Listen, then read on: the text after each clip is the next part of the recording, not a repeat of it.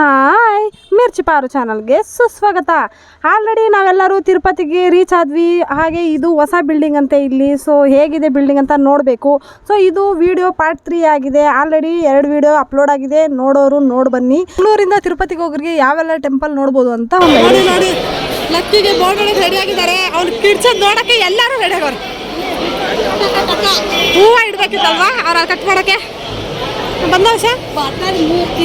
ಎಲ್ಲರಿಗೂ ಬೆಳಗ್ಗೆಯಿಂದ ತಿರುಗಾಡಿ ಕಾಲು ನೋವಿತ್ತು. ಹೇಗೂ ಬಿಸಿ ನೀರು ಬರುತ್ತೆ, ಫ್ರೆಶ್ ಅಪ್ ಆಗಿದ್ರೆ ಸ್ವಲ್ಪ ಸಮಾಧಾನ ಆಗತ್ತೆ ಅಂತ. ಈ ಅಪ್ಪ ಒನ್ ವೇ ಅಲ್ಲಿ ಡಬಲ್ ವೇಲು ಸಿಂಗಲ್ ವೇಲ್ ಬರ್ತವೆ.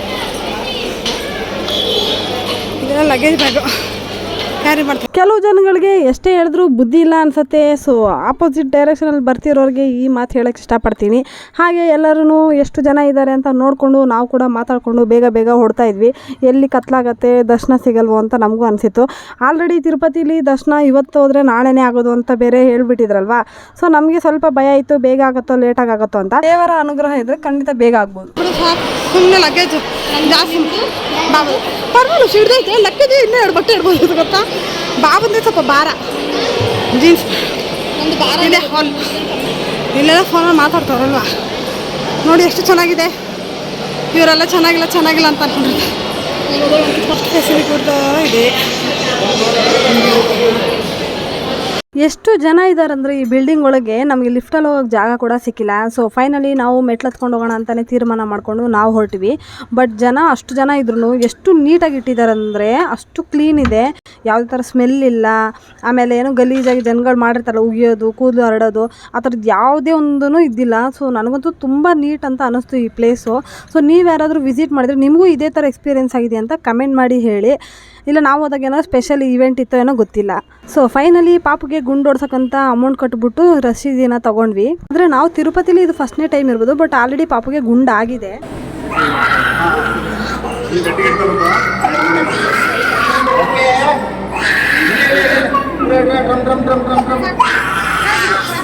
ನಮ್ಮ ಪಾಪು ಅಂತೂ ಸಿಕ್ಕಾಪಟ್ಟೆ ಆಳ್ತಾ ಇದ್ದ. ಸೊ ವಿವೇಕಾನು ನನ್ನ ತಮ್ಮ ಸೇರಿ ಹಿಡ್ಕೊಂಡು ಗುಂಡೋಡ್ಸಿದ್ರು. ಅವ್ರು ಗೋವಿಂದ ಅಂತ ಅಂದರೆ ಎಲ್ಲಿ ಇವ್ನು ಅಳೋ ಸೌಂಡ್ಗೆ ಎಲ್ಲರಿಗೂ ಭಯ ಆಗ್ತಾ ಇತ್ತು. ಸೊ ಅವ್ರು ನನಗೆ ವೀಡಿಯೋ ತೊಗೊಳ್ಳ ಅಂತ ಹೇಳ್ಬಿಟ್ಟು ಪರ್ಮಿಷನ್ ಕೇಳಿದೆ. ಬೇರೆ ಫೋಟೋ ತೊಗೊಳಂದ್ರು, ಬಟ್ ನಾನು ವೀಡಿಯೋನೇ ತೊಗೊಂಡೆ. ಪಾಪ ಏನು ಅಂದ್ಕೊಂಡ್ರೆ ಏನೋ ಗೊತ್ತಿಲ್ಲ. ಬಟ್ ಫೈನಲಿ ನಮ್ಮ ಪಾಪುನ ಬಿಸಿ ನೀರಲ್ಲಿ ಸ್ನಾನ ಮಾಡಿಸಿ ರೆಡಿ ಮಾಡೋ ವರ್ಷಲ್ಲಿ ಈ ಥರ ಇದ್ದ. ಗುಂಡಾಡೋದ್ಮೇಲೆ ಲಕ್ಕಿಗೆ ಬುದ್ಧಿ ಬಂದು ಬೆಂಗಳೂರು ಅಜ್ಜಿ ಹತ್ರ ಹೋಗೋಣ. ಯಾಕ ರೆಡಿ ಆಗ್ತಾ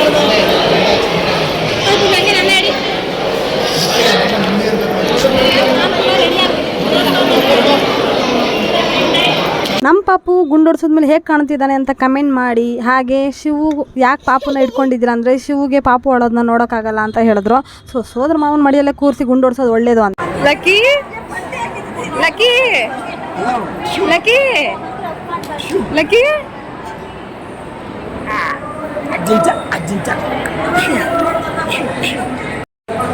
ಬನ್ನಿ.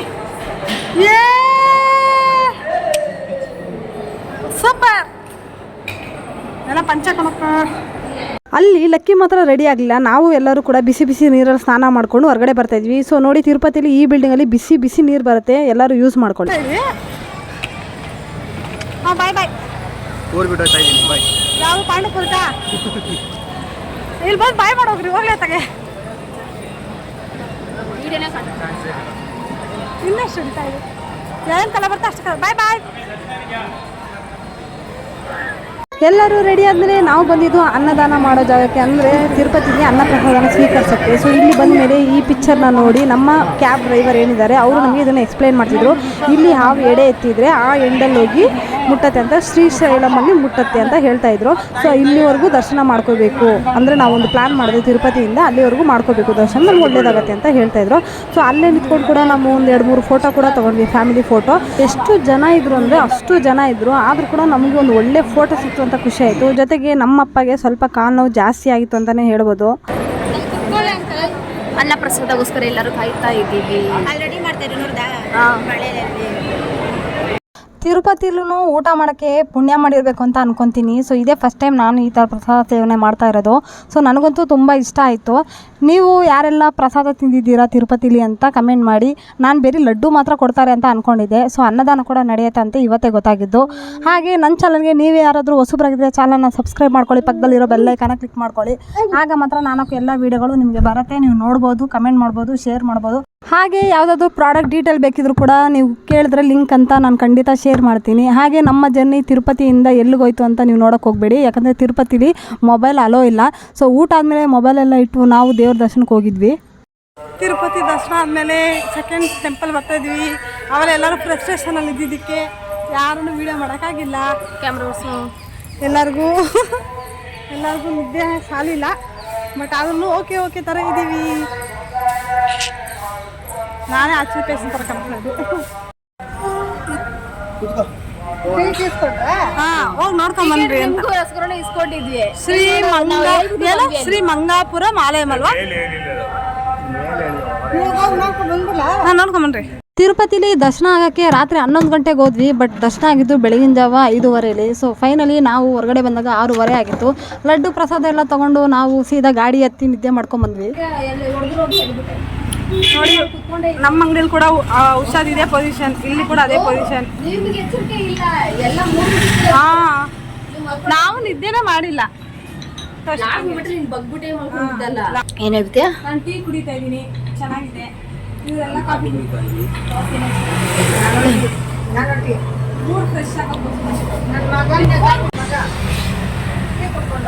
ಟೀ ಅಲ್ಲ ಕಾಫಿ. ಈ ಪ್ಲೇಸಲ್ಲಿ ಶ್ರೀನಿವಾಸ ಸ್ವಾಮಿ ಕಲ್ಯಾಣ ಆಗಿದ್ದು ಅಂತ ಹೇಳಿದ್ರು. ಹಾಗೆ ಈ ಪ್ಲೇಸಲ್ಲಿ ಬಂದಮೇಲೆ ಕಾಫಿ ಕುಡ್ಕೊಂಡು ಮತ್ತೆ ಕಲ್ಯಾಣಿ ನೋಡ್ಕೊಂಡು ಫೋಟೋ ತಗೊಂಡು ಕಲ್ಯಾಣಿ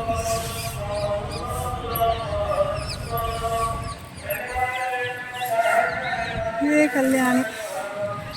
ಇಲ್ಲಿಂದ ಅನ್ಕೊಂಡ್ರೆ ಟೆಂಪಲ್ ನಿಮಗೆ ಈ ರೀತಿ ಕಾಣುತ್ತೆ. ಇದು ಒಂದು ವಿಷ್ಣು ದೇವಸ್ಥಾನ, ಒಂದು ವೆಂಕಟೇಶ್ವರದ ಪ್ರತಿರೂಪ. ನೋಡಿ ಯಾವ ಥರ ಅಂಗಡಿ ಬಿಟ್ಟಾರೆ. ಇಲ್ಲಿ ಬಂದು ಕುತ್ಕೊಂಡು ನಾವು ತಿರುಪತಿಲಿ ನಡೆದಾಡೋದ್ರಿಂದ ಕಾಲು ನೋವ್ತಿತ್ತು ಅಂತ ಮಾತಾಡಿಕೊಂಡು ಸ್ವಲ್ಪ ಟೈಮ್ನ ಸ್ಪೆಂಡ್ ಮಾಡಿದ್ವಿ ಅಂತಲೇ ಹೇಳ್ಬೋದು. ಅದಾದಮೇಲೆ ನಾವು ಟಿ ಹತ್ಕೊಂಡು ಮತ್ತೆ ಹೊರಟಿದ್ದೆ ಕಾಲಹಸ್ತಿಗೆ. ಬಂದ್ಬಿಟ್ರು. ಏನು ಮಾಡ್ತಾಯಿದ್ದೀರಾ? ತಿರುಪತಿ ಹೋಗಿದ್ದು ಎಕ್ಸ್ಪೀರಿಯನ್ಸ್ ಹೆಂಗಿತ್ತು?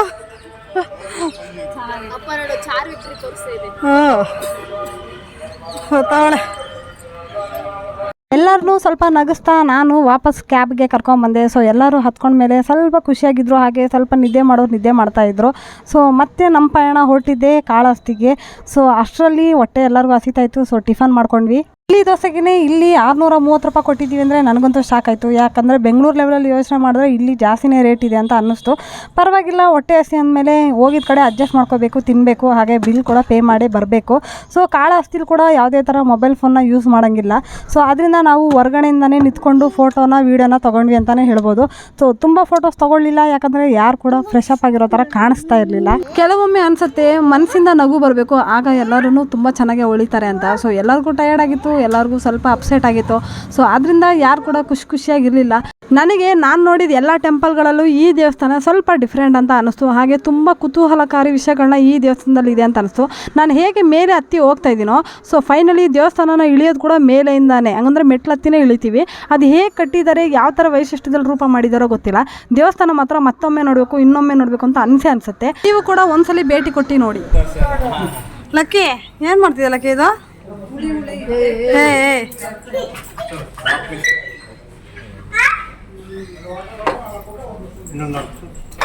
ಇಲ್ಲ ಒಂದೇ ನಾರ್ತ್ ಇದೆ.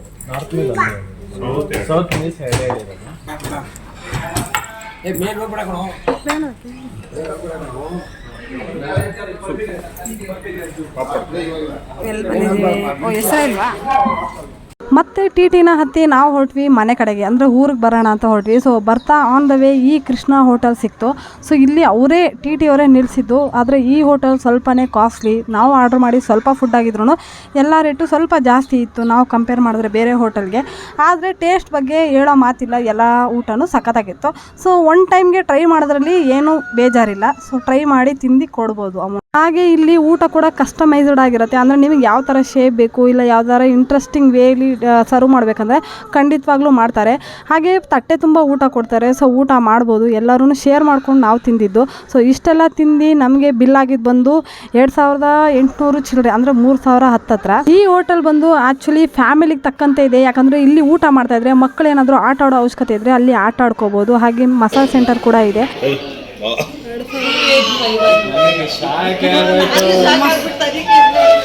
ಯಾರು ಬಿಲ್ ಪೇ ಮಾಡೋದು?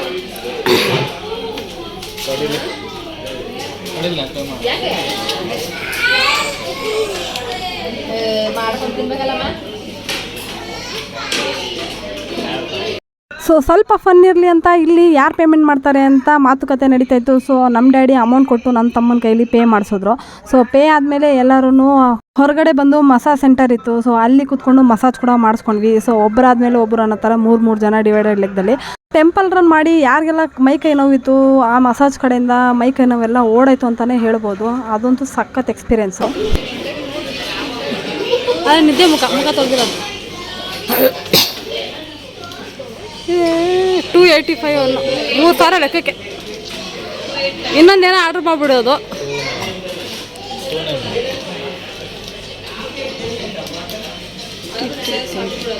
ನೋಡಿ ಪೇ ಮಾಡ್ತಿದ್ದಾರೆ. ವೆಜ್ಗೆ ನಾವು ಇಷ್ಟೊಂದು ಪೇ ಮಾಡ್ತೀವಿ.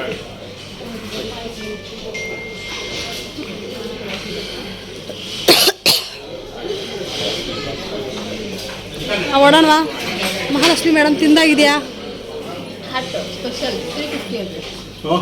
ಓ ಹಾರ್ಟ್ ಕೂಡ ನೋಡು, ಹಾರ್ಟ್ ಕೂಡ ಏನು ರೇಟ್? ಮೊಸರು ಬಲ್ಲಿ ಚೆನ್ನಾಗಿತ್ತಂತೆ, ಲಕ್ಕಿ ಚೆನ್ನಾಗಿ ಕೊಡ್ತಾರೆ.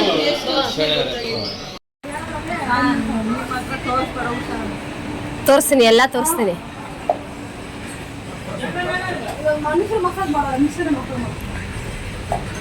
ನೋಡಿ ಎಲ್ಲ ಮಸಾಜ್ ಮಾಡಿಸ್ಕೊತಾ ಇದ್ದಾರೆ. ನೋಡಿ ಸೋಫಾ ಎಷ್ಟು ಕಂಫರ್ಟಬಲ್ ಆಗಿದೆ. ಹಾಗೆ ಕಣ್ಣು ಮುಚ್ಕೊಂಡ್ರೆ ನಿದ್ದೆನೇ ಬಂದ್ಬಿಡುತ್ತೆ ಅಂತಲೇ ಹೇಳ್ಬೋದು. ಎಲ್ಲರೂ ಕೂಡ 10 to 15 ಮಿನಿಟ್ಸ್ ಮಾಡಿಸ್ಕೋಬೋದು ಅಂತ ಹೇಳಿದರು. ಸೊ ಎಲ್ಲರೂ 15 ಮಿನಿಟ್ಸ್ ಮಾಡಿಕೊಟ್ರು. ನಾನಂತೂ 10 ಮಿನಿಟ್ಸ್ ಕುತ್ಕೊಂಡು ಎದ್ಬಿಟ್ಟೆ. ಆಲ್ರೆಡಿ ನಿದ್ದೆ ಬರೋ ಥರನೇ ಆಗಿಬಿಟ್ಟಿತ್ತು. ಸೊ ಅದರಿಂದ ಸೊಂಟ ನೋವು, ಕೈಕಾಲು ನೋವು ಏನಿತ್ತು ಎಲ್ಲನೂ ಹೋಯಿತು ಅಂತಲೇ ಹೇಳ್ಬೋದು. ಸೊ ನೀವು ಕೂಡ ಹೊರಗಡೆ ಈ ಥರ ಹೋದಾಗ ಎಲ್ಲಾದರೂ ಮಸಾಜ್ ಸೆಂಟರ್ ಇದ್ದರೆ, ಅಕಸ್ಮಾತ್ ಈ ಥರ ಸೋಫಾ ಸೀಟಲ್ಲಿ ಇರೋ ಥರ ಮಸಾಜ್ ಇದ್ದರೆ ಖಂಡಿತ ಒಂದ್ಸಲಿ ಟ್ರೈ ಮಾಡಿ, ಚೆನ್ನಾಗಿ ಅನಿಸುತ್ತೆ. ನಮಗೇನೋ ಮಸಾಜ್ ಸೋಫಾ ಇಷ್ಟ ಆಯಿತು. ನಮ್ಮ ಪಾಪುಗೆ ಕಾರ್ ಓಡಿಸೋದು, ಮಕ್ಕಳು ಆಟ ಆಡೋದು ಸಿಕ್ಕಾಪಟ್ಟೆ ಇಷ್ಟ ಆಯಿತು. ಸೊ ಅವನಂತೂ ಎದ್ದು ಬರ್ತಿರ್ಲಿಲ್ಲ ಅಂತ ಶಿವು ಕೂಡ ಕೂತ್ಕೊಂಡು ಅವನ ಜೊತೆ ಆಟ ಆಡಿದ್ರು. ಸೊ ಅದು ಕೂಡ ಪೇ ಬೆಲೆ ಫ್ರೀ ಏನಿಲ್ಲ, ಎಲ್ಲದಕ್ಕೂ ಪೇ ಮಾಡಲೇಬೇಕು. ಇಲ್ಲಿ ಒಂದು ಚಿಕ್ಕ ಎಡವಟ್ಟಿಂದ ನಮ್ಮ ತಂದೆಯವರಿಗೆ 1 ತಿಂಗಳಾದರೂ ಆ ನೋವು ಇನ್ನೂ ವಾಸಿಯಾಗಿಲ್ಲ. ನಮ್ಮಪ್ಪಗೆ ಆಲ್ರೆಡಿ ಕಾಲು ಉಳುಕಿತ್ತು ಅಂತ ಹೇಳಿದ್ನಲ್ವ. ಸೊ ಇಲ್ಲಿ ಮಸಾಜ್ ಸೆಂಟ್ರಲ್ಲಿ ಮಸಾಜ್ ಮಾಡಿಸ್ಕೋಬೇಕಾದ್ರೆ ಕಾಯನ್ ಬ್ಯಾಂಡೇಜ್ ಹಾಕ್ಕೊಂಡಿದ್ರು. ಸೊ ಅದರಿಂದ ಅವ್ರಿಗೆ ಇನ್ನೂ ನೋವು ಜಾಸ್ತಿಯಾಗಿ ತುಂಬ ಹಾಸ್ಪಿಟ್ಲ್ಗಳನ್ನ ನೋಡೋ ಥರ ಆಯಿತು.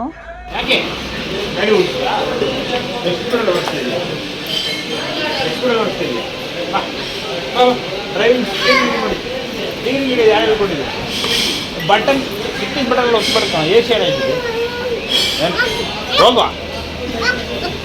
ನಾನು ಕಾರ್ ಸ್ವಲ್ಪ ಬಂದು ಕೂತ್ಕೋದ್ಯಾ? ನೋಡಿ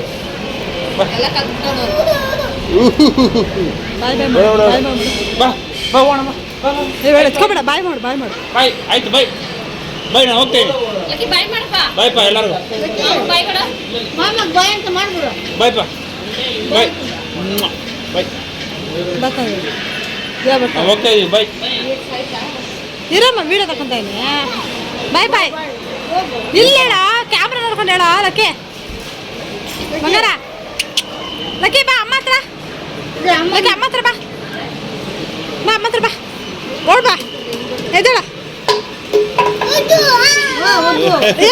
ನಾನು ಬೇಡವಾ?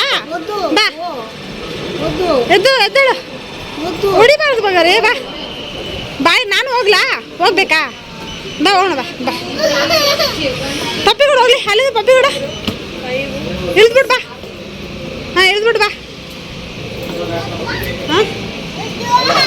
ಒದ್ದು ಅಂತಾನಮ್ಮ. ಬಾ, ಸರಿ ಬಾ. ಬೇಕಾ? ಬೇಡ ಹೋಗು ಅಂತಾನೆ. ಲಕ್ಕಿ ಹೋದ್ರು ಬಾ. ಬಾರೋ ಚೆನ್ನ. ಕಿಸಿ ಕೊಡು ಅಮ್ಮ, ಕಿಸಿ ಕೊಡು. ಅದು ಬಂದು ಸಲ ಕೊಡ್ದಲ್ಲ. ಬಾಯ್ ಮಾಡೋ, ಟಾಟಾ ಮಾಡೋ. ಬಾಯ್ ಬಾಯ್.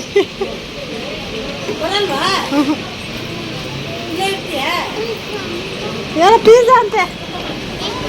ಹಾಂ ಯಾಕ ಯಾಕ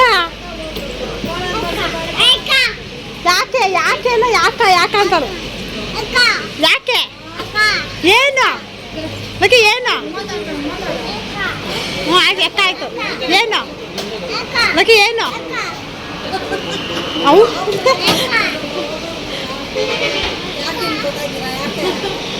ಯಾಕೆ ಯಾಕೆ ಅಪ್ಪ ಅಪ್ಪ ಅಪ್ಪ ಅಪ್ಪ ಅಪ್ಪ ಯಾಕೆ ಆಯ್ತು?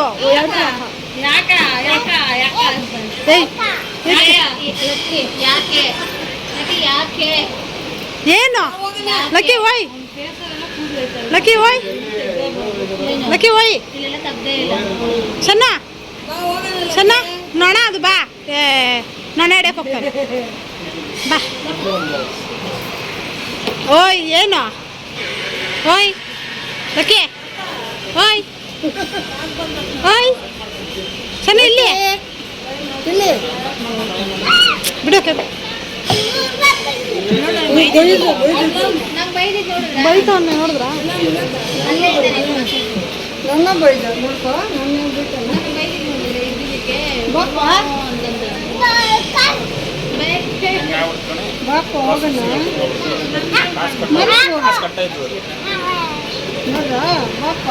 ಕಟ್ಟೋದು ಓಕೆ ಆಗಿದೆ ಅಂತ ಅರ್ಥ.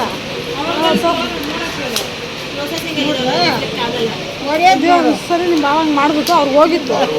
ಹಾಂ ಎಷ್ಟು ಎಷ್ಟೇ ಮಾಡಿ ಬಾಯ್ ಮೊಬೈಲ್ ನಂಬರ್ ಎಷ್ಟು 600 ಆಯ್ತು ಎಲ್ಲ ಸೇರಿ.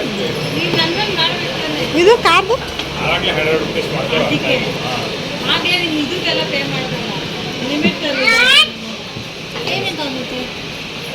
ಲಿಮಿಟ್ ಏನು ಜಾಸ್ತಿ 50,000 ಇರೋದು ದಿನಕ್ಕೆ. 1 ಲಕ್ಷ ಇರೋದು ನೀವು ಕಟ್ಟಾಗಿದೆಯಾ? ಅವ್ರಿಗೆ ಅದು ತೋರಿಸು ನಂಬರ್ ಮೊಬೈಲ್ ನಂಬರ್ ತಗೋ. ಪ್ರೊಸೆಸಿಂಗಲ್ಲಿದೆ ನಿಮ್ಮ ನಂಬರ್ ಕೊಟ್ಟಿರಿ ಬಂದು ವಾಪಸ್ ರೀಫಂಡ್ ಮತ್ತೆ ಮಾಡ್ತೀನಿ ಅಂತ ನಂಬರ್ ಈಗ ಕಟ್ಟಾಗಿದೆ ಆಲ್ಮೋಸ್ಟ್ ಹೋಗೇ ಹೋಗುತ್ತೆ.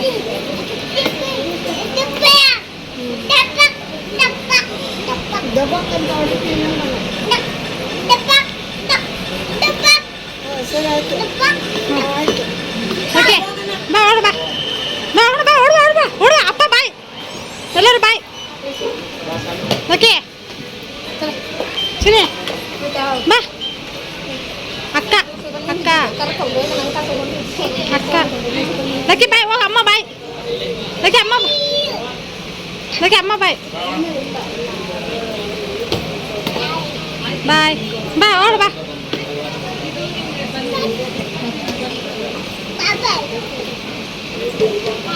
ಎತ್ಕ ನೀನು ಎತ್ಕ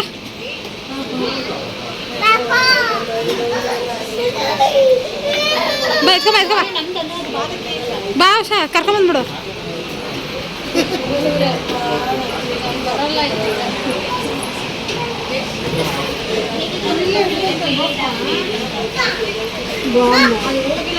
ಅಂಬ ಆಯ್ತು ಬಾ ಅಂಬ ಆಯ್ತು ಬಾ ಅಂಬ ಆ ಗಿಡ ಆ ಬೆಂಚ್ ಕಲ್ಲ ತಗೋಣ ಬೆಂಚ್ ಕಲ್ಲ. ನನ್ನ ತಂದೆಯವ್ರಿಗೆ ಏನಾಗಿತ್ತು ಅಂತ ಮುಂದಿನ ವೀಡಿಯೋದಲ್ಲಿ ಹೇಳ್ತೀನಿ. ಹಾಗೆ ಇಲ್ಲಿ ಪಾಪು ವೀಡಿಯೋನ ಆ್ಯಡ್ ಮಾಡಿದ್ದೀನಿ. ಇದು ನಮ್ಮ ಮೆಮೊರಿ ಡೈರಿಗೋಸ್ಕರ. ನೀವು ನೋಡೋಗಿದ್ರೆ ನೋಡ್ಬೋದು, ಇಲ್ಲ ಸ್ಕಿಪ್ ಮಾಡಿ, ಇಲ್ಲ ಕಂಟಿನ್ಯೂ ಮಾಡಿದ್ರೆ ಈ ನಾನು ಹೇಳಿರೋ ಮಾತುಗಳು ನಿಮಗೆ ಕೇಳಿಸುತ್ತೆ ಅಂತ ಹೇಳೋಕ್ಕೆ ಇಷ್ಟಪಡ್ತೀನಿ. ಹಾಗೆ ಇವತ್ತಿನ ವೀಡಿಯೋದಲ್ಲಿ ಏನೆಲ್ಲ ಇಷ್ಟಪಟ್ರಿ ಅಂತ ಕಮೆಂಟ್ ಮಾಡಿ ಹೇಳ್ತಾ ಇವತ್ತಿನ ವ್ಲಾಗ್ನ ಮುಗಿಸೋ ಟೈಮ್ ಆಯಿತು. ಬಾಯ್ ಬಾಯ್, ಟೇಕ್ ಕೇರ್, ಮತ್ತೆ ಸಿಗೋಣ.